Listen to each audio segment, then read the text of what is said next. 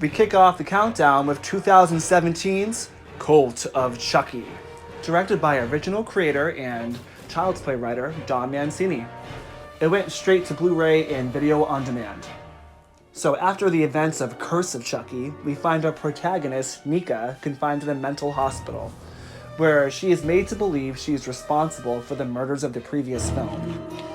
I was excited when I learned of the setting of this movie because it has some of the One Flew Over the Cuckoo's Nest slash Girl Interrupted vibes, a great place for Chucky to stir up trouble, and lots of potential for new storylines.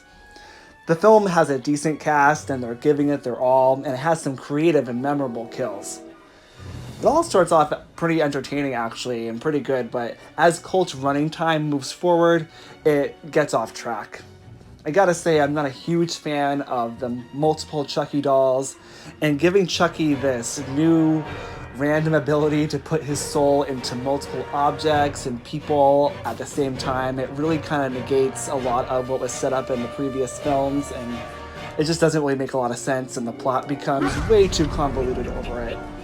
It is nice to see some franchise favorites like Andy Barkley, Tiffany, and Part 2's Kyle, who I love, they return. But by the end of the movie, you're kind of just left with this big old mess, and you kind of don't care what happens moving forward. It is definitely the bottom of the list for me, and there is a sci-fi Child's Play series coming out, and I kind of hope that they just start anew and kind of ignore everything they did here. Definitely worth a watch if you're a Chucky fan, but if you're new to the franchise, I would say put this one last.